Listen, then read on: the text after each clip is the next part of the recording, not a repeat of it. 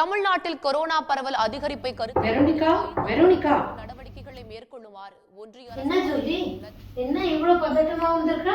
நம்ம மேடம்க்கு கொரோனா வந்துருச்சான். நான் வேலைக்கு போக போறது இல்ல, நீயும் போகாத. இத சொல்லிட்டு போறதுதான் அவசர அவசரமா வந்தேன். என்ன சொல்லி இப்படி சொல்லிட்டா?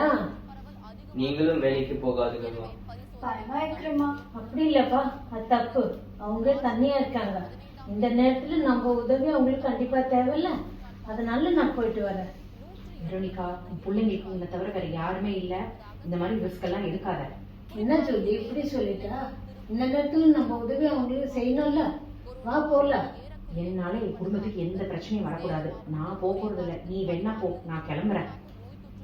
சரிப்பா, நான் கிளம்பிட்டேன். சரிம்மா. பாத்துக்கம்மா. பேக்ல மாஸ்க், சானிடைசர் இருக்கு, மறக்காம போட்டுக்கோங்க. ஓகேப்பா, நீங்க பத்திரமா இருங்க. நான் பார்த்தா. சரி. ஓகே.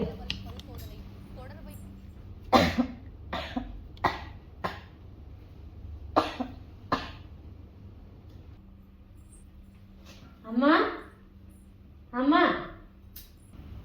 வெரோனிகா, நீ ஏம்மா இங்க வந்த?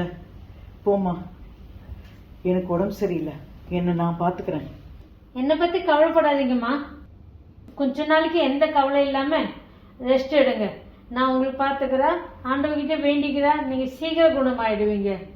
ரொம்ப நன்றி வெரோனிகா. சரிம்மா, நான் உங்களுக்கு சாப்பாடு கொண்டு வரேன்.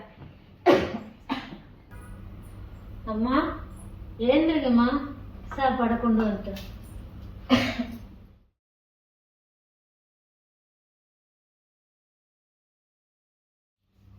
வெரோனிகா, அம்மா வாங்கம்மா, வாங்க பசங்க, வாங்க. அம்மா வந்திருக்காங்க.